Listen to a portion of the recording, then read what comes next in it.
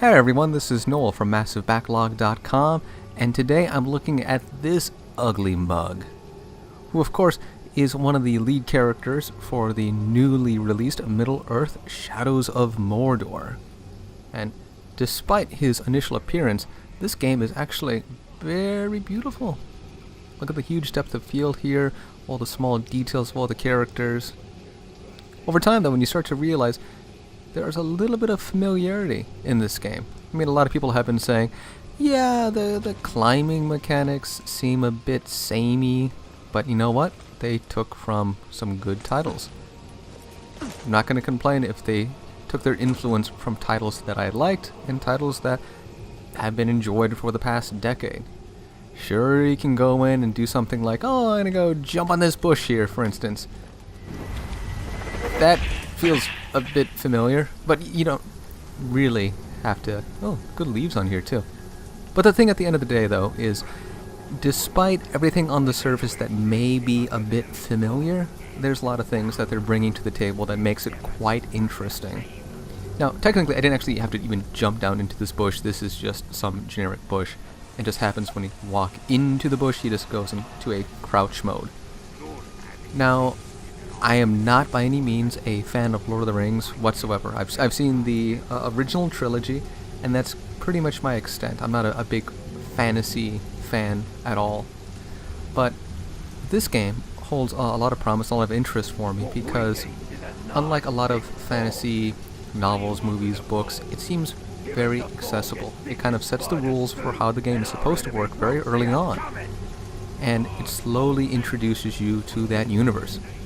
So I don't want to give away too much because I think it's important that I communicate to someone who isn't a fan of Lord of the Rings, isn't a fan of fantasy in general, that this is a title that is definitely worth checking out. It's not a cash grab, it's not a cheap, hackneyed experience. It's actually very well thought out, despite the fact that it has a lot of really easy to see influences. You know, the Assassin's Creed style climbing ability and the Batman Arkham Asylum, or Batman in general, style detective mode, or combat styles. There's a lot of other really nifty things that, because it holds its influences so well, that it may simply be overlooked. And one of the things I want to talk about is the nemesis system. So this is kind of the main reason why I'm putting this video out. It isn't to say, hey, look, I have a really nice PC, which I do these days. This is a running on Titan Black at max settings, and supposedly they have a high-resolution texture pack, which this is currently not running, so we can actually go a little bit higher and more detailed than we are now, but it's very impressive already from what we're seeing, even on the generic ultra setting. But before I go off on that tangent, I think it's important that we kind of talk about the thing that really separates this game, which is the nemesis system. So before we even go into that, I think we have to kind of explain what this game is. On the surface you can just say, hey, this is a third-person action platformer game. I'm inspired by Assassin's Creed. You have a big open world with a map. You have towers you climb up. Opening these towers will give you access to new areas. These new areas will then give you access to new mission types. New mission types will unfold the story, and so on and so on. We got it. It's easy to pick up. But despite this very simplistic viewpoint that I'm really throwing out, there's a lot of fun nuance.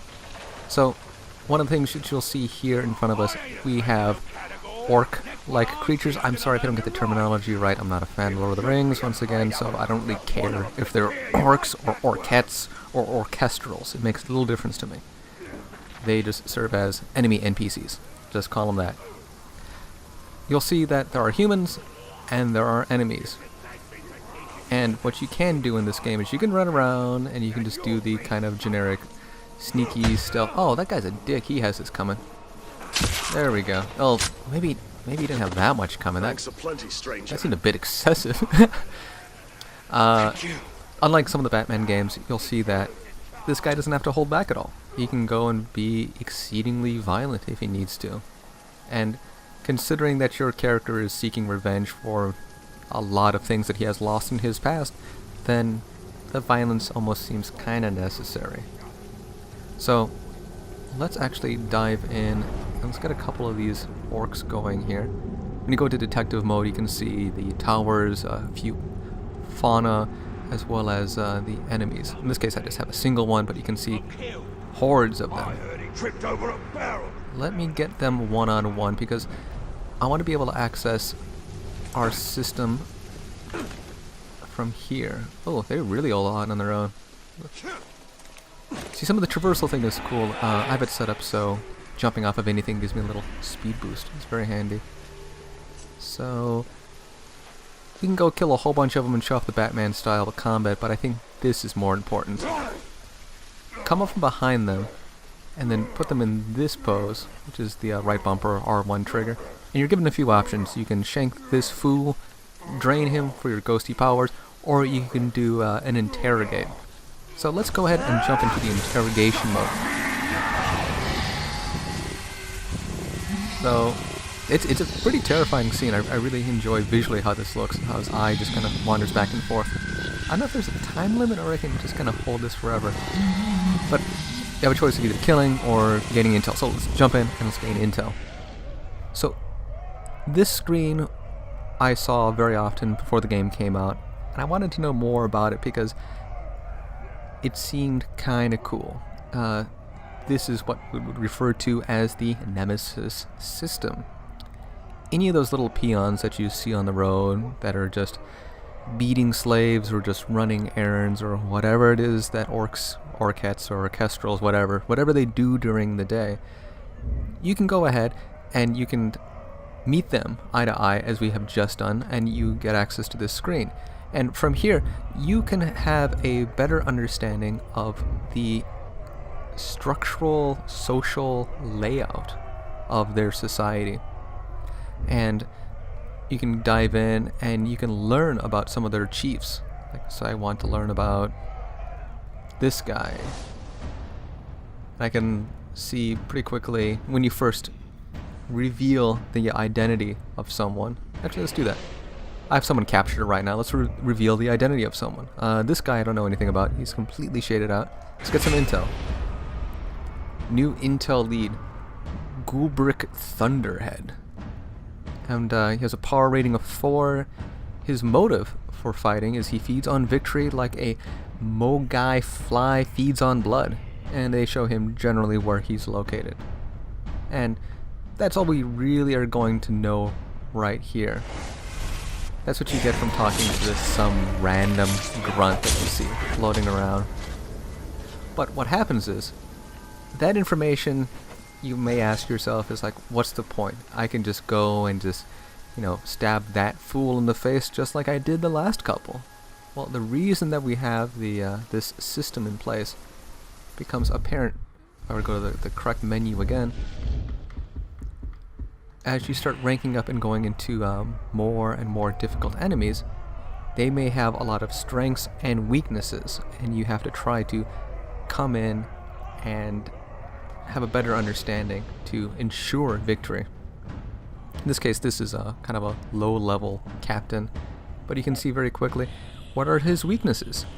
He's terrified when he gets hit by Mograi fly swarms. He becomes terrified at the sights of grogs. Becomes terrified. He gets terrified often. So he has a lot of weaknesses. He's kind of crappy. There's not really anything that really stands out for him. But maybe if we go up somewhat higher, I don't know if I have any weaknesses unlocked for these guys. But maybe this fool. Some of the more difficult enemies, other than weaknesses, you can see that they have a lot of strengths. So we went through and we stealthed a few fools and gave them a proper shanking.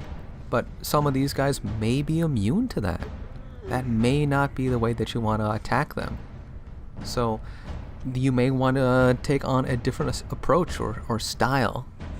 And that becomes more and more critical as you start progressing through the game, because you don't want to go into any of these fights blind, because you could be fighting and all of a sudden you realize, oh, this guy knows where I am, because as we can see from like second from the bottom, Sniffer, this guy can smell me out if I'm hiding nearby. Or you can have a guy who is immune to being attacked from above. You know, each one of these guys has their strengths, and you have to play for them or against them. And the best way to do that is by talking to the worms. I don't mean that in the literal sense, but if you go to our map, see, I always confuse the map mode with everything else. This green spot right here, which I'm going to set my waypoint, is to reveal a worm. And worms, unlike the other guys that we have, can pinpoint the strengths and weaknesses of any of these characters. So let's go find a worm. See what info we can get. So we're climbing. See, it's pretty slow navigating right now because it's early on in this particular save. If I jump on top of a wall... Oops. I have that prompt in the middle of the screen. We'll bring it up again. If I jump off this wall, big A prompt, and then I can have a speed boost. And you can continue to build from there. But it's kind of cool. It kind of encourages you to go a little bit faster than you normally would, actually. You have a slaver and slaves. You can rescue these guys, get some bonus points and some unlock abilities, but go into that in a little bit. I want to go find this wormy fellow, see what he has to say. And we're so close to him. Here we go. This is ours. Is he the front one? He's the back guy. Perfect. That's what I want. So let's interrogate. And let's get some intel. So in the last one we just found out like who the generals were, but now let's actually go in a little bit further. And let's get them intel on this guy. New intel has been learned. Now we can see that he's invulnerable to ranged attacks. That would have been nice. He can deflect attacks. He has a group of followers with him. I've already had a couple missions in the past where I've gone in without doing any kind of research whatsoever and found out mid-combat that this guy is a bit of a squealer. And he starts calling out for all of his friends, and all of a sudden I am no longer on a one-on-one match, but a one-on 15 match. So good to do your research. It's also some really nice character models. I don't think I've seen the same character repeated. Got a nice design. It's kind of cool. So now we know so much more. Thank you for your information. So let's go say hi to his friends. And once again, this is, kind of heavy Batman style combat. But it does a few neat tricks. Do a quick execution here. Don't have to hold back. What do you got, buddy? You can also just grab him, just drain his health. Into a little stun mode, and from the stun mode I can go into a quick kill. Also a this ghost mode. Oops. There was another little combat trick. You can stun them like this and then do a flurry of attacks, which is really nice. And I like the little X10 up there. I like building up on those combos as a... Manfield! Oh lord, what do we do here? Brave Walker, I'll send you back This again. is a captain. See, they're hard to identify from a distance. If I had the like the detective mode in, then I'd be able to see this stuff. Ooh, they're a bit tougher. Like that, those guys wouldn't have grabbed me. That'd have been nuts. Do a little stunning. A little stun. Boom. You might be immune to stun. Even like I already see, like this is a kind of tough compared to the other guys. He might make a lot of noise too. There we go. Just get him down. Oh, there we go. And the guy represented like a lower end tier. Finally, you are silenced. Drops this fancy little item, gives me some ability points. Just do a little house cleaning. There's this guy up here I want to get rid of. Hey, buddy. The AI is actually pretty decent, I'll have to admit.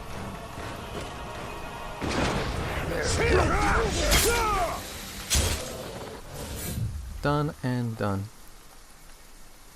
So, with that captain killed, we have an unlock ability. And the abilities kind of come in two flavors. They're the Ranger mode, which is kind of your general human combat mode, and there's the Wraith mode, which gives you a few bonuses. Like that additional boost while I was running comes from the Wraith mode, or the ability to explode barrels. I know, it's not a new mechanic, but it's well implemented. It's fine. It makes sense in this universe too, so it's cool. You can also ride some creatures too. I've only run across a couple of them, but you can mount them, and some guys are terrified of them. They are vicious creatures, and they're kind of hanging out in cages a la Far Cry, and you can release them and have them just go crazy. But I got one extra point, so where shall I put this? I don't know if I have a place I can toss it in yet.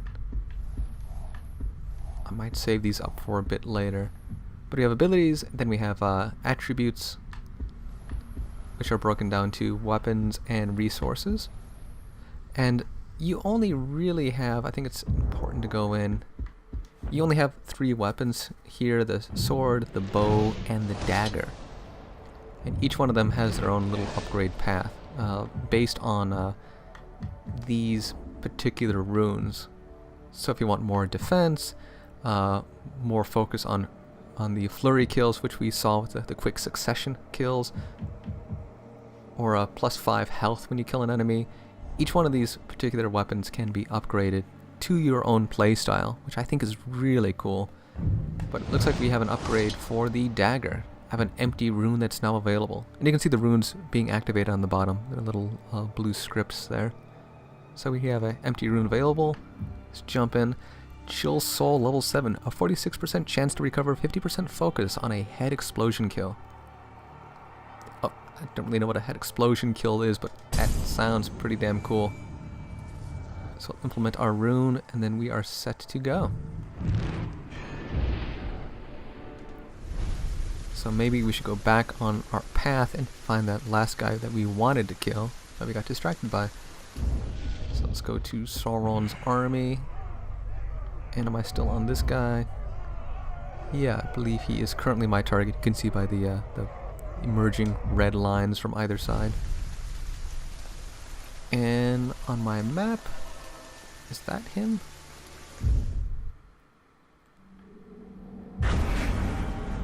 No, it's a stronghold. I don't know exactly where he is. That seems to be information that I am lacking at this time. If I wanted to take this guy out, I may have to do a little bit more searching. I know vaguely where he is, but maybe I go find a worm and flush out those details. So let's go find ourselves a worm. Let's go to... See, I can always confuse the start and... Here we go. There's a worm down here. Let's set that as the waypoint. It's not too far out. And since we're in this neck of the woods, you saw the dagger, you saw the sword. Let's actually show a little bit of the bow. That's a fun weapon to have. I always like the bows in like any game. Like Tomb Raider, it was just me and a bow. I didn't need anything else. Anything that gives you like infinite ammo is always kind of the weapon to go to. Especially it's kind of fun. I like the slow, methodical killing. Okay, so there's the worm. And in case you get confused, you don't know where he is, you can always just left bumper and you can say, boom, there he is. The green one. But the trick is, I want to keep him alive so I can interrogate him. So I'm going to have to take out these guys and then leave him standing. I'll land quietly here. Sneak up behind. And I can get a couple of these guys going. Okay. Make sure I don't get the worm. Okay. So, get rid of this guy. Let's do an insta-kill. Oop, hey buddy. And, oh my lord, I pulled way too many of these. This is going to be pretty difficult to finish them off and get to the worm.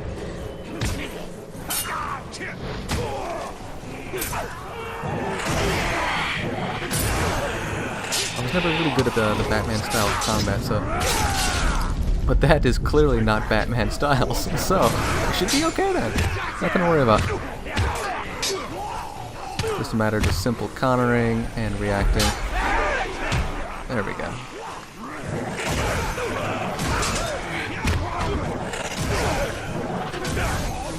I'm trying to go pretty heavy. Oop. Seems like I'm attracting more of them. I should probably just find a nice, quiet spot. Just like Batman, it kind of gives you a little bit of a warning. There is going to be... Oh, this guy's down. There's going to be some long-range attacks going. Extremely cool to have because it makes archers a very difficult adversary to overcome. Because at close range, there's not really much to worry about. Because they're busy reloading, it's kind of a mess for them. But a little long range, oh man, they can be a pain. Okay. Counter this guy. It's probably gonna take way too long. Oop. Oh man, there's so many of them.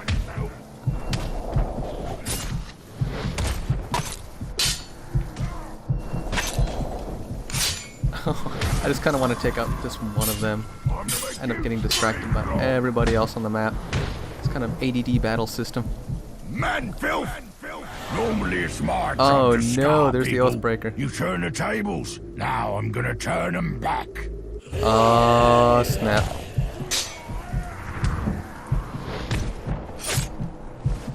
Okay, that's one less. That's good. Now if I had the rune to, like, you know, restore health, that would be really convenient right now for these few times to actually get a kill in. Let's see if I can do a little quick stun. Oh no! So this is like your last mode. I gotta push up and then B. If I time it right, I might be able to get to him. It's a nice mechanic to have. Poison.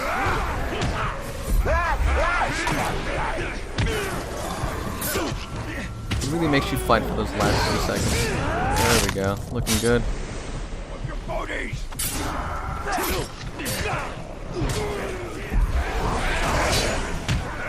I just need one more second just to get that sword into that guy. I'm not gonna have enough time to do it though.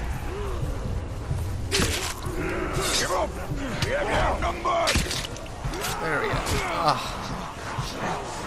Oh no. Am I gonna survive it this time? I'm gonna go up. Then A. Oh no, I didn't make it. Now I will be recognized as a true warrior. Now this is kind of the reason why we go and call it the nemesis system, because since some random jerk killed me, he kind of goes up on the ranks. There's only so many ranks that can be held, so he's going to have to fill it up somehow. So the strong will survive. Yeah, here we go. Urks are constantly fighting each other. Or Urks, I don't know the pronunciation of these things.